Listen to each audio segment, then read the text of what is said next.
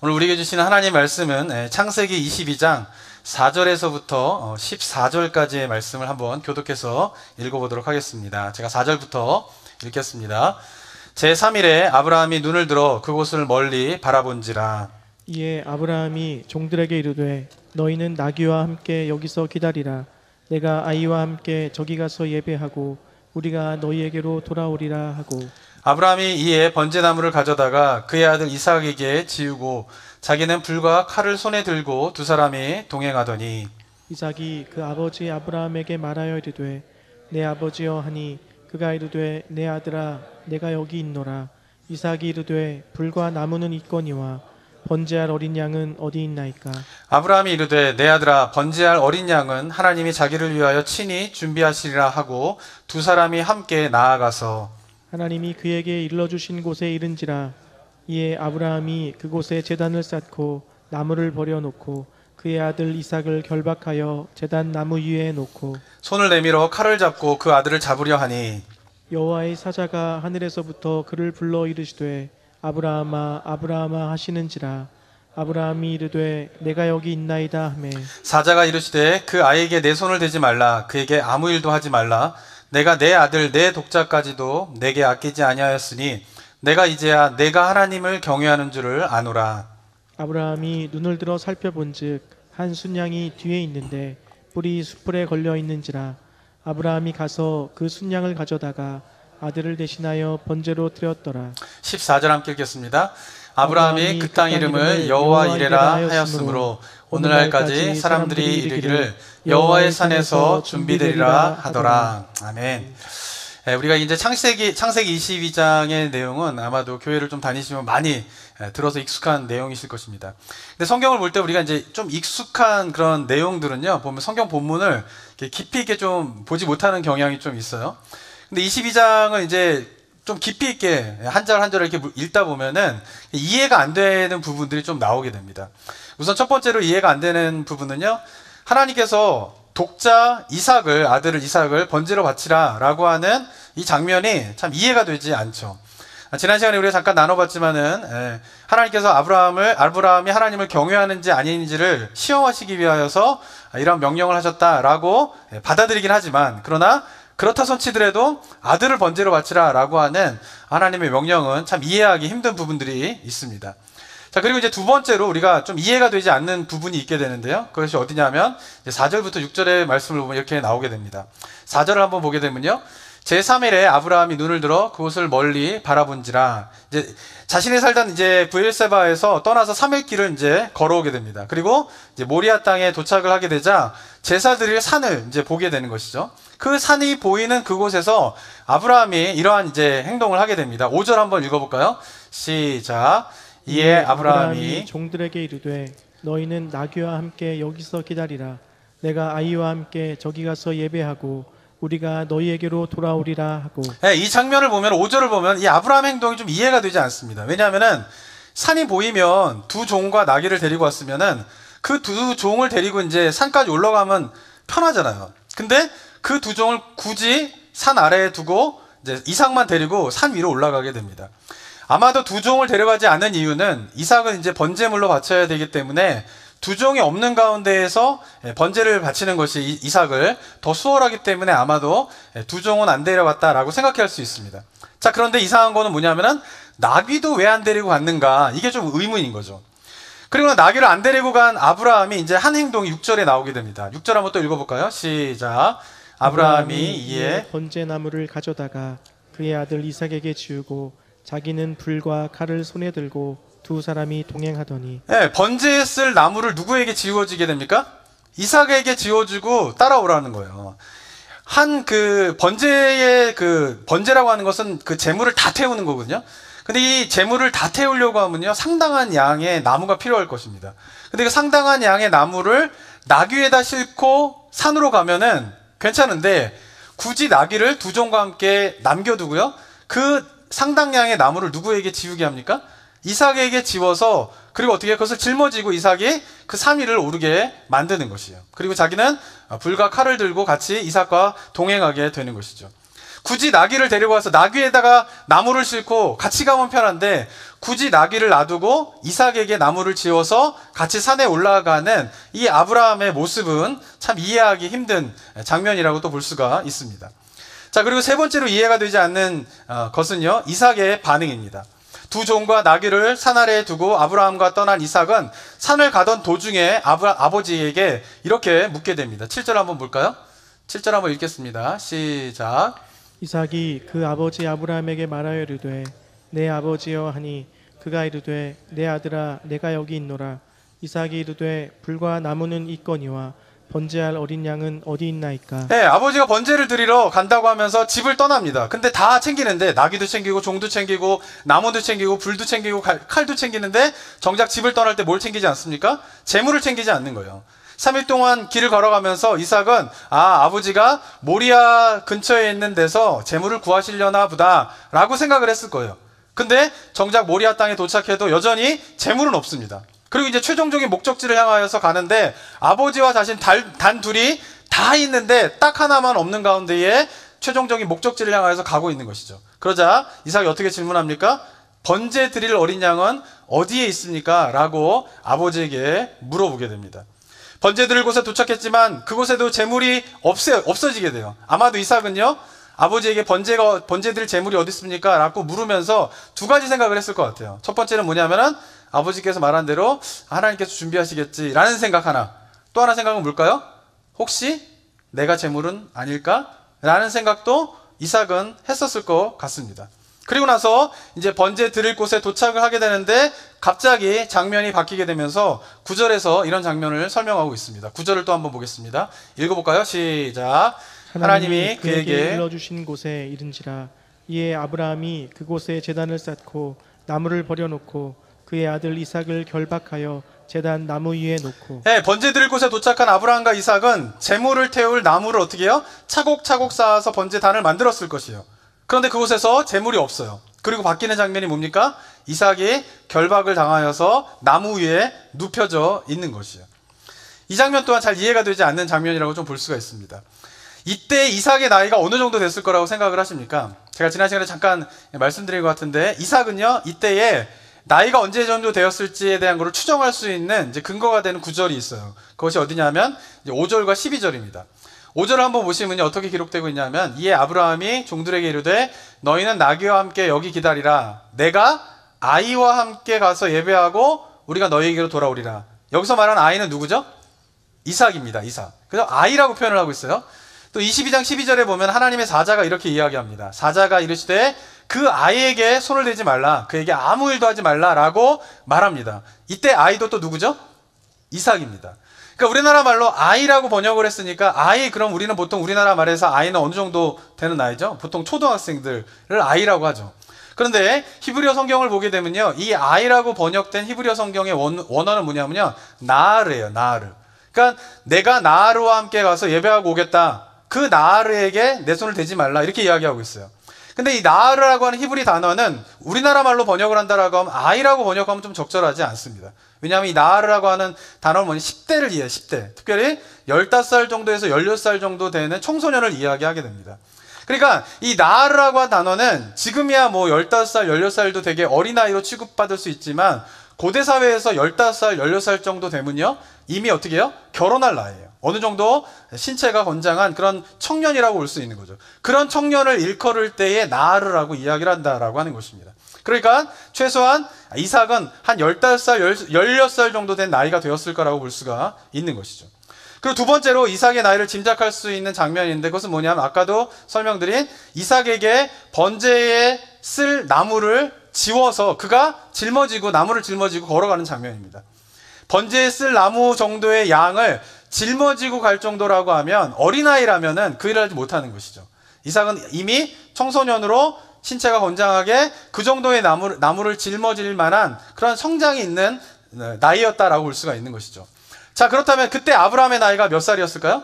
아브라함이 100세에 이삭을 낳았으니까 이삭이 한 15살, 16살 정도 되었다고 하면 아브라함의 나이는 115세, 116세가 되는 것이에요. 그러니까 아브라함은 완전히 노인이에요. 노인. 115세가 되는 노인인 것이죠. 자, 그런데 이 115세가 된 노인이 어떻게 해요? 건장한 청년인 이삭을 결박하여서 억지로. 그래서 그 이삭을 결박한 상태에서 나무를 쌓은 그 위에다가 이삭을 올려놓을 수 있었을까요? 없었을까요? 불가능한 거예요. 그죠? 근데 이삭은 어떻습니까? 장면이 바뀌었는데 결박을 당하여서, 아버지로부터 결박을 당하여서 나무 위에 누워있단 말이에요. 그렇다면은 이삭이 결박을 당하여서 나무 위에 놓여질 수밖에 없는 상황은 한 가지입니다. 그것은 뭘까요? 이삭이 순순히 아버지의 협조를 한 것이에요.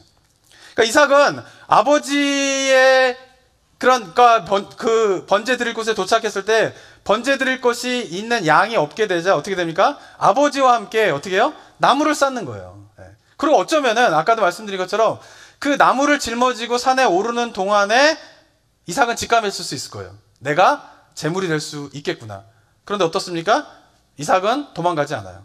그리고는 아버지와 함께 차곡차곡 나무를 쌓으면서도 그의 관심은 도대체 번제에 쓸 양은 어디 있을까 였을 것이에요.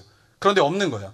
그러자 아버지가 어떻게 해요? 그를 결박하고 되고 그 결박에 순순히 그냥 순종을 하는 것이죠. 그리고는 어쩌면은 아브라함이 들어가지고 나무 위에 올린 것이 아니라 스스로가 그 위에 누웠을 수도 있었을 것이다 라고 생각해 볼 수가 있는 것입니다. 이런 이삭의 반응이 이해가 되십니까? 이해가 잘 되지 않아요. 이런 것도 보면. 자, 이처럼 22장의 사건들을 보게 되면 22장 사건 그 자체만 보게 되면은 이해할 수 없는 장면들이 이렇게 나오게 됩니다. 자, 그런데 22장 그 자체에서는 이해할 수 없는 이러한 장면들이 어떤 의미가 있는가를 풀 수 있는 열쇠가 되는 장면이 성경 속에 나오게 됩니다. 그것은 무엇이냐면 바로 예수 그리스도의 십자가의 사건인 것이에요. 하나님께서 아브라함에게 아들을 제물로 바치라 라고 하는 이 말도 안 되는 명령을 내리신 이유가 무엇 때문일까요? 그 명령을 하나님도 때가 되면 행하셔야 될 일이기 때문에 그런 것이죠. 만약에 하나님께서 자기의 독생자 아들을 제물로 바치는 그 일을 하지 않은 채 아브라함에게만 그 일을 행하라고 명령하셨다면 그 하나님은 이상한 하나님이죠. 그러나 하나님은 어떤 하나님이십니까? 자기의 가장 사랑하는 아브라함에게 네가 가장 사랑하는 아들을 바치라 라고 말씀하신 이유는 뭐냐면 바로 아브라함을 시험하기 위함도 그렇지만 결국은 하나님께서 바로 자기의 독생자를 제물로 내어주어야 하는 그 일을 행하셔야 했기 때문에 아브라함에게 그것을 명령하셨다라고 하는 것입니다. 그래서 하나님께서 아브라함에게 명령하시는 장면을 보면은 그 아들에 대한 설명에서 강조하는 부분들이 있어요. 2절을 보면요 어떻게 설명하고 있습니까? 여호와께서 이르시되 어떻게 합니까? 내 아들 내 사랑하는 독자 이삭을. 22장 12절에서 어떻게 합니까? 사자가 이르시되 그 아이에게 내 손을 대지 말라, 그에게 아무 일도 하지 말라, 내가 내 아들 내 독자까지도 내게 아끼지 아니하였으니. 강조하고 있는 것이 뭡니까? 독자라는 것이에요. 이삭은 아브라함에게 있어서 독생자였던 것이죠. 독자였던 것이에요. 그런데 하나님께서도 이 땅에 예수 그리스도를 보내실 때 어떻게 이야기하고 있습니까? 요한복음 3장 16절에서 하나님이 세상을 이처럼 사랑하사 독자를 이 세상에 보내셨으니, 독생자를 주셨으니.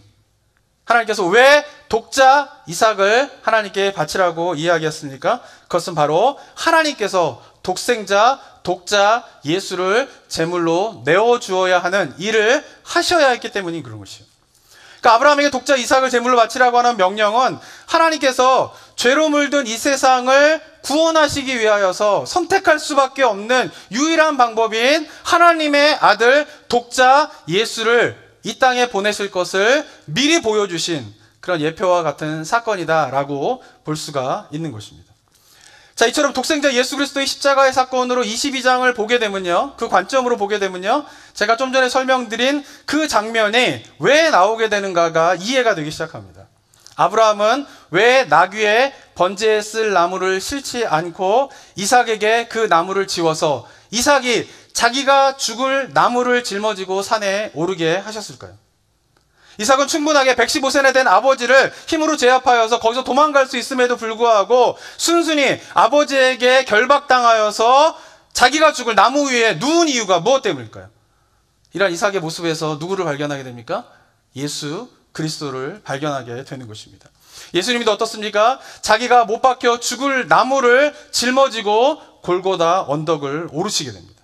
천군천사를 동원해가지고 자기를 결박하려고 하는 로마의 군대를 다 무찌를 수 있음에도 불구하고 순순히 로마의 결박을 당하여 자기가 죽을 나무 위에 누우시게 되는 것입니다. 물론 이삭이 예수 그리스도의 그런 모습을 미리 알고서 그것을 따라서 했다 이렇게 볼 수는 없어요. 이삭은 제가 볼 때 성경 속에 보면요, 너무나 순종적인 사람이었어요. 그리고 제가 볼 때 이삭은요, 아마도 아브라함만큼 하나님에 대한 믿음이 충실한 사람이 이삭이었다라고 볼 수가 있습니다. 그런데 그 이삭이 그 믿음을 따라서 그 순종의 삶을 따라 살아갔더니 그 모습에서 누가 나타나는 것이에요? 바로 예수 그리스도의 모습이 나타나게 되었다라고 하는 것입니다. 사랑하는 성도 여러분, 저는요, 우리 성도님들이 순종의 삶을 살아가게 되기를 원합니다. 아브라함과 같은 믿음의 삶을 살아가게 되기를 원합니다.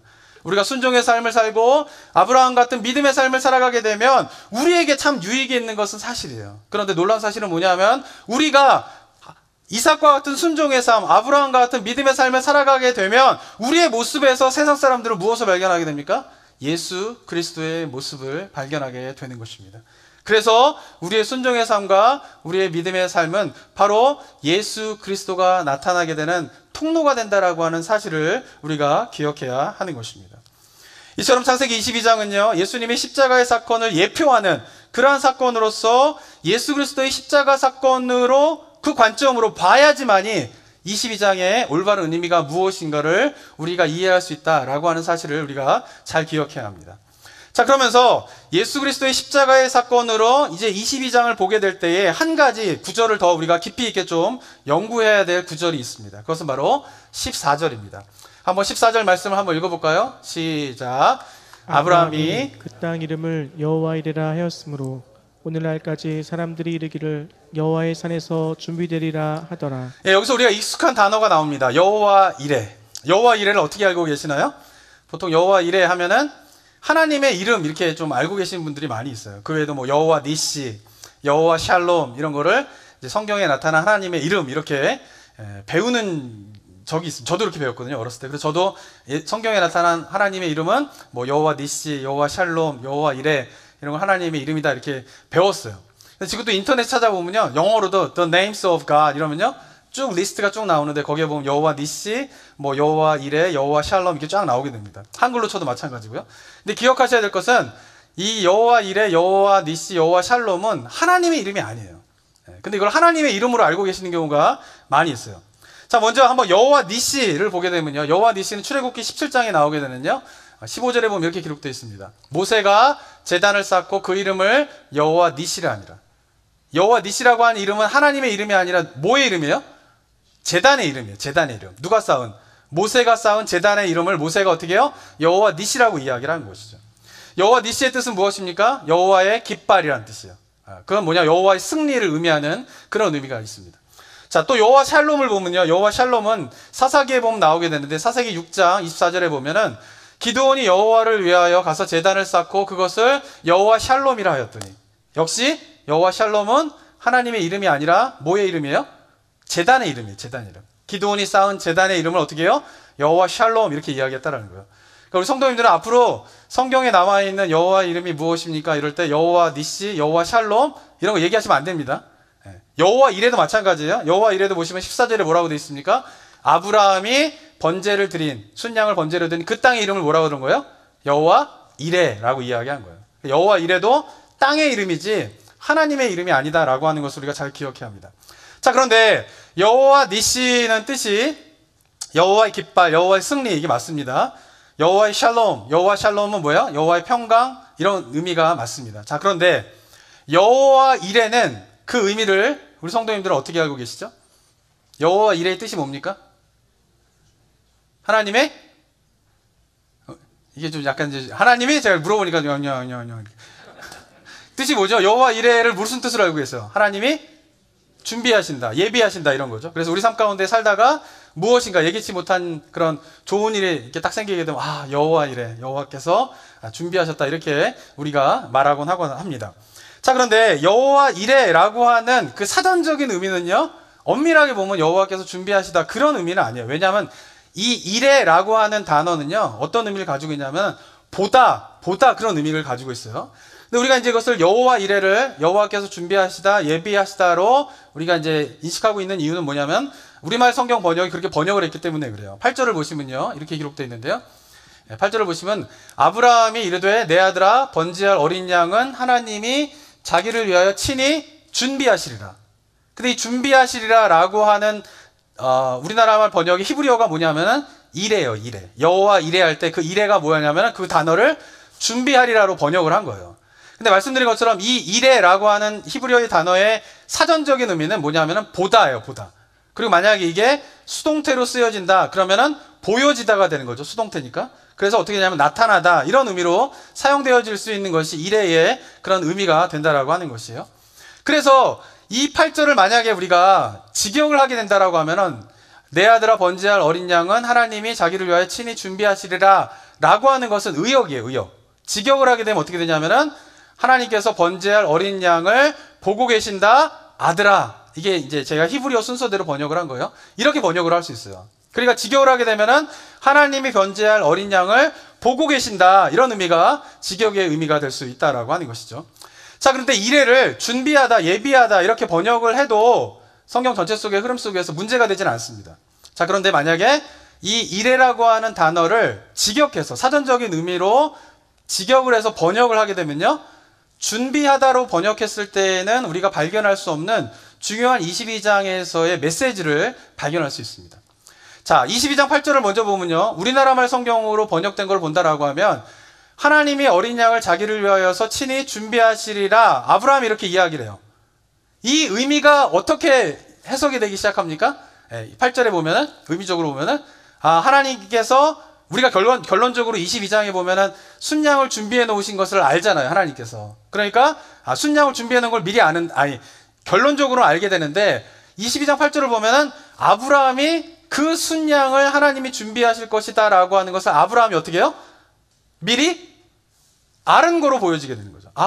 아브라함은 하나님이 순양을 준비하실 거를 미리 알았구나 라고 8절에서 이해하게 되겠습니다. 왜? 하나님께서 자기를 위하여 친히 준비하시라, 어린 양을 준비하시라 라고 하니까 아브라함이 하나님이 어린 양을 준비하실 것을 미리 알았구나 라고 생각하게 되게 됩니다. 자, 그런데 만약에 아브라함이 이삭을 데리고 올라가면 하나님께서 미리 순양을 준비해 놓으실 것이다 라고 하는 것을 아브라함이 알았을까요? 만약에 알았다면 아브라함은 이삭을 죽이려고 하는 시도를 한 것이 굉장히 가식적인 행동이 되어버립니다. 왜? 아브라함 이삭을 죽이면서 어떻게 하는 거예요? 속으로는 하나님이 이삭을 죽이지 않고 순양을 준비하실 것을 알았는데 이삭을 죽이려고 한단 말이에요. 이것은 되게 가식적인 행동처럼 보여질 수 있다라고 하는 것이죠. 그런데 우리가 창세기 22장을 가만히 살펴보면 어떻습니까? 아브라함은 이삭을 정말 어떻게 하려고 그랬어요? 죽이려고 한 거예요. 왜? 제사로, 번제물로서 이삭을 정말 드리려고 했다라고 하는 것이에요. 그렇다면은 8절에서 하나님께서 어린 양을 준비하시리라 라고 하는 번역은 약간 의구심을 갖게 하는 번역이 될 수 있다라고 하는 것이죠. 그런데 이것을 하나님이 보고 계시다 라고 하는 의미로 번역하게 된다라고 하면은 그 의구심이 풀리게 되는 것이죠. 왜? 8절에서 말하고 있는 하나님께서 보고 계신 어린 양은 누구를 이야기할까요? 그것은 바로 이삭을 이야기하는 것이죠. 하나님께서 번제로 드릴 어린 양을 보고 계신다 내 아들아. 그 말은 무슨 말이냐면 이삭에게 뭐라고 이야기하는 거예요? 하나님께서 번제로 드릴 어린 양 이삭 너를 보고 계신다 라는 의미로서 8절이 이해될 수 있는 것이죠. 그래서 8절에서 준비하고 계시다 라고 번역하는 것보다 보고 계시다 라고 번역하는 것이 전체적인 흐름 속에서 적절한 번역이 될 수 있다라고 볼 수가 있는 것이죠. 자, 그러면서 이 여호와 이레라고 하는 단어가 쓰여진 구절이 또 한 군데 나오게 되는데요. 바로 14절입니다. 14절 한번 보시면요. 이렇게 기록되어 있습니다. 아브라함이 그 땅 이름을 여호와 이레 하였으므로 오늘날까지 사람들이 이르기를 여호와의 산에서 준비되리라 하였더라. 여기서 준비되리라의 히브리어의 단어가 뭘까요? 전 어려운 질문 안 드리죠? 여태까지 이레 이 얘기했어요. 그럼 14절에서도 여호와의 산에서 준비되리라 라고 한 준비되리라의 히브리어의 말은 뭘까요? 이레요, 이레. 근데 단 준비되리라 수동태죠? 그러니까 어떻게 이레의 수동태형으로 쓰여진 것이에요. 그래서 이레의 수동태형. 그래서 이 단어의 직역을 하게 되면 어떤 의미가 되냐면 나타나리라 이렇게 번역이 가능하다라고 하는 것이죠. 그래서 22장 14절을 이레의 사전적인 의미로 직역을 하게 되면 이렇게 번역할 수 있어요. 아브라함이 그 땅 이름을 여호와가 보고 계신다 라고 명명하게 됩니다. 그리고 오늘날까지 사람들은 이르기를 여호와의 산에서 그가 나타나리라. 이 보면은 히브리어 원문을 보게 되면요, 3인칭 단수 주어가 들어있어요. 그가 나타나리라. 그러니까 우리나라 말도 만약에 준비하리라고 번역하면은 여호와의 산에서 그가 준비하리라 이렇게 번역을 해야 됩니다. 근데 원문을 정확하게 번역하게 되면은 여호와의 산에서 그가 나타나리라 라고 하는 의미로 번역을 할 수 있어요.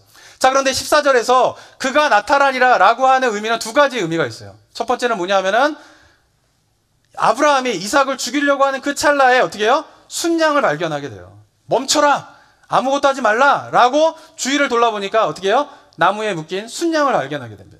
그 순양은 야생양이 될 수 없어요. 양은 야생양이 없어요. 목자가 없으면 양은 죽게 돼 있어요. 그리고 양이 나뭇가지에 걸려있는 것을 보게 되면은 그것은 누군가가 뭐 한 거예요? 준비해 놓으신 것이죠. 그러니까 그 순양, 이삭을 대신할 대속물로서의 그 순양을 발견하고 그 순양을 여호와 하나님께 제물로 드리고 난 이후에 아브라함이 그가 나타나리라고 한 첫 번째 의미는 순양이 나타났다라고 한 의미인 것이죠. 우리나라 말로 그가는 사람만을 지칭하겠지만 영어나 히브리어는 3인칭 단수 대명사는 그는 뭐예요? 사람도 되고 사물도 되는 거예요. 그러니까 첫 번째 의미는 뭐냐면은 순양이 나타난 것을 보고 아브라함이 순양이 나타났다라고 하는 의미 속에서 그 말을 했다라고 볼 수가 있는 것이죠.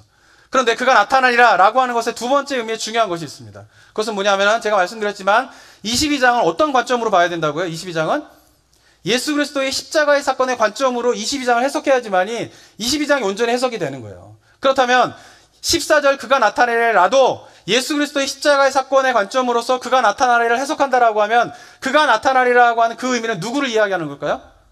바로 예수 그리스도를 이야기하는 것이에요. 그리고 예수님도 요한복음 8장에서 바로 이 장면에 대한 이야기를 하시게 됩니다. 요한복음 8장 15절에 보면요, 이런 유대인과의 대화가 나오게 됩니다. 진실로 진실로 너희에게 이르노니 사람이 내 말을 지키면 영원히 죽음을 보지 아니하리라. 예수님께서 영생에 대한 이야기를 하세요. 너희가 내 말을 지키면 영원히 죽지 않는 영생을 얻게 되리라 라고 예수님께서 유대인들에게 이야기하자 유대인들이 반발하기 시작합니다.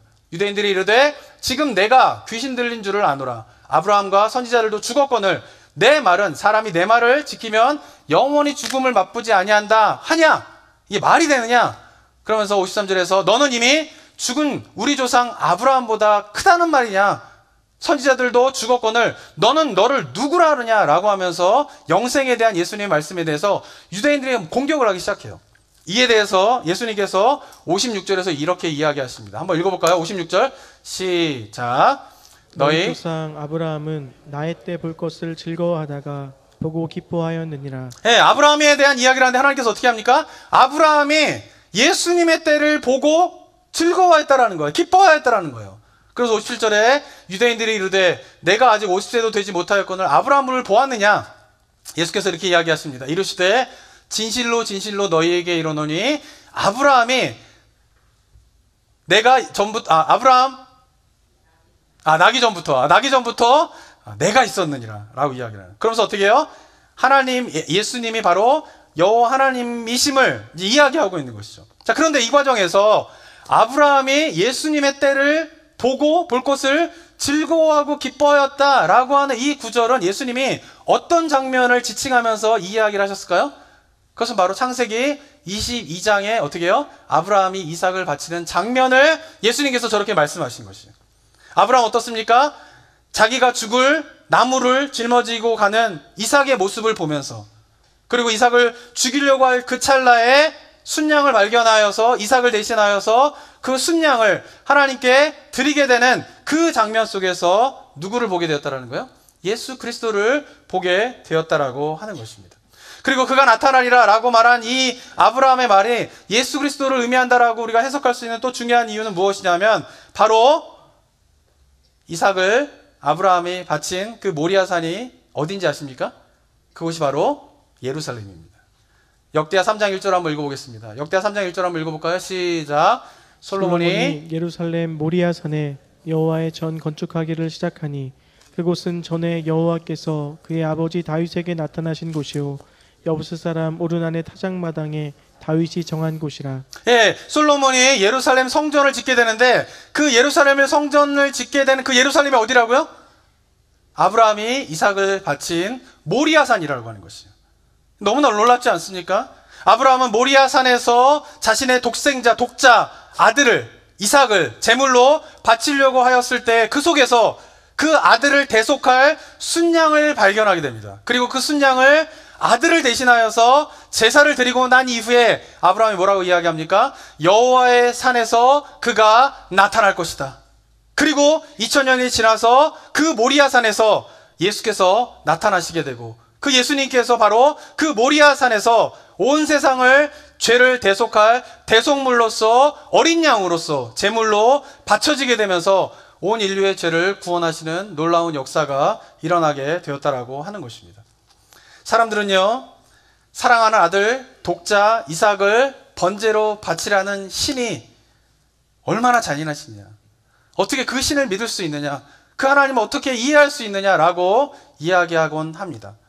그런데 생각해 봐야 할 것은, 하나님께서 아브라함에게 이해할 수 없는 너의 독생자 아들 이삭을 바치라고 명령하신 것은 아브라함이 행할 일을 명령하신 것이 아닌 것이에요.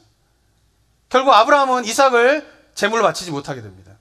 그런데 그 명령을 하신 그 하나님이, 그 명령을 하신 것은 아브라함이 행할 일을 명령하신 것이 아니라 결국 누가 행할 일을 명령하신 것이에요? 여호와 하나님께서 자신의 사랑하는 아들 예수를 바칠 것을, 그것을 명령하신 것이에요. 어쩌면은 그 명령은 아브라함에게 한 명령이 아니라 하나님 스스로가 하나님에게 한 명령이에요. 내가 사랑하는 내 아들 독자 예수를 번제물로 드려라. 이것은 아브라함에게 한 명령이 아닌 바로 하나님에게 한 명령이 된 것입니다. 그리고 어쩌면 아브라함에게 이런 명령을 아브라함에게 하신 이유는 사랑하는 아들 독자 예수를 제물로 내어줄 수밖에 없는 여호와 하나님의 마음을 공감할 수 있는, 이해할 수 있는 유일한 사람이 아브라함이었기 때문에 아브라함에게 그 명령을 하신 거라고 저는 생각을 합니다. 왜? 아브라함은 진정 하나님을 경외하는 사람이었기 때문에. 하나님을 경외하는 것이 무엇입니까? 하나님의 마음을 아는 거예요. 하나님을 경외하는 것이 무엇입니까? 하나님의 마음을 공감하는 거예요. 하나님을 경외하는 자는, 하나님의 마음을 아는 자는 당장은 이해할 수 없는 명령이 하나님으로부터 오더라도 하나님의 마음을 알기 때문에, 하나님의 마음을 공감하기 때문에 그 이해할 수 없는 명령에 순종하게 되는 것입니다. 그것이 바로 여호와 하나님을 진정 경외하는 것이 바로 하나님의 마음을 아는 것임을 우리 성도님들 깨닫게 되기를 소망합니다. 사랑하는 성도 여러분, 아들 독생자를 제물로 바치는 이해할 수 없는 하나님의 명령, 이해할 수 없는 하나님의 행하심으로 우리가 죄에서 구원을 받아 하나님 나라 백성이 된 것입니다. 그리고 구원받기 전에는 독생자 아들을 제물로 바치라는 명령, 제물로 바친 그 하나님의 행하심을 도저히 이해할 수 없는 행하심이고 명령이지만, 구원을 받게 되면 그 하나님의 행하심은 도저히 이해할 수 없는 하나님의 사랑으로 우리에게 다가오게 되는 것이에요. 저는 바라기는 우리 성도님들이 도저히 이해할 수 없는 하나님의 행하심과 하나님의 말씀이 아니라 그 하나님이 이해할 수 없는 말을 하실 때 그것이 우리에게는 도저히 이해할 수 없는 하나님의 사랑으로 받아들이게 되는 그런 은혜가 있게 되기를 소망합니다. 바라기는 저와 여러분이 아브라함과 같이 하나님의 마음을 알아서 이해할 수 없는 명령이 오더라도 그 명령에 순종하며 살아가는 믿음의 사람들의 삶이 저와 여러분의 삶이 되기를 주님의 이름으로 축원합니다. 기도하겠습니다. 이 시간 함께 기도하며 나아갈 때에 사랑하는 성도 여러분, 하나님의 마음을 아는 것이, 하나님의 마음을 공감하는 것이 하나님을 경외하는 것입니다.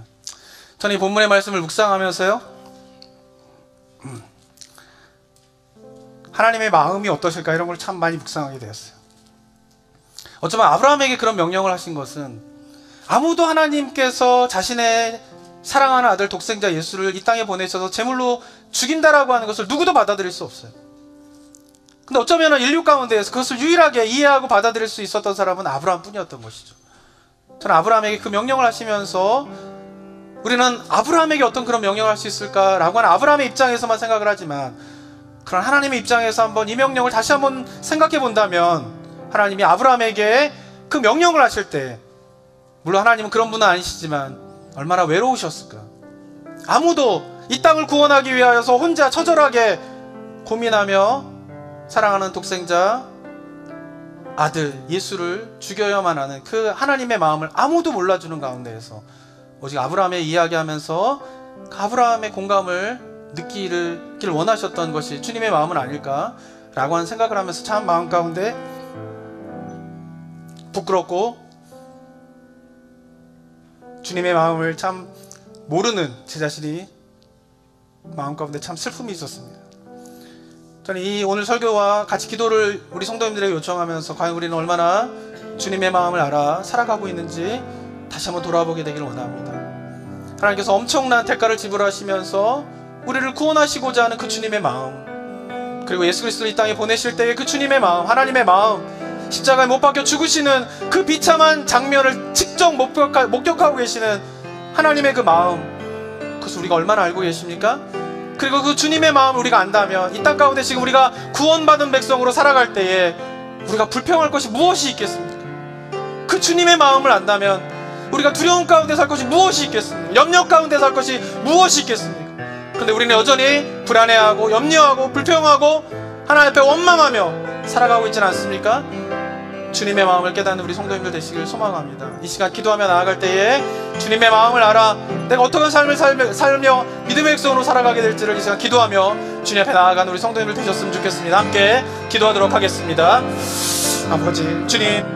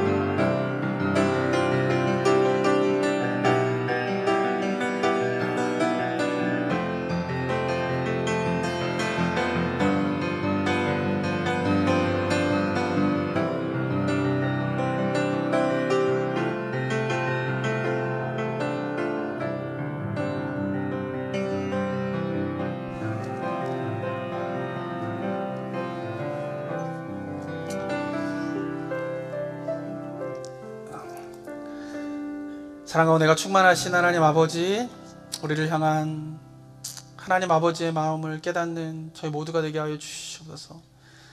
우리 삶에 빠져 있어서, 정말 이 땅 가운데의 삶에 빠져 있어서 눈을 들어 봐야 할 하나님의 마음을 보지 못한 채 살아가고 있는 삶의 모습이 우리 가운데 있다면 이 시간 다시 한번 주님 앞에 회개하며 나아갑니다. 주여, 사랑하는 독생자 아들 예수를 이 땅에 보내셔서 제물로 드렸을 수밖에 없었던 그 주님의 마음을 깨닫는 저희 모두 되게 하여 주시옵소서. 비참한 죽음으로 십자가에 못 박혀 죽으시는 그 아들의 모습을 지켜볼 수밖에 없었던 그 하나님의 마음을 우리가 깨달을 수 있도록 인도하여 주시옵소서. 그 엄청난 대가를 지불해서라도 정말 우리 한 사람 한 사람을 죄에서 건져 하나님 나라 백성으로 삼기 원하시는 그 주님의 마음을 깨닫는 저희 모두가 될 수 있도록 인도하여 주시옵소서. 이 땅 가운데 믿음의 백성으로 살아가기 원합니다. 그러나 참 우리 가운데에 이 땅에서의 삶 속에서 그 주님의 사랑을 바라보며 주님의 마음을 의지하며 살아가기보다는 우리 주변에 있는 환경들과 우리 손에 잡혀져 있는 것을 바라보며 살아가면서 불평과 불안함과 원망 가운데 살아가고 있지는 않은지 다시 한번 돌아보며 회개합니다.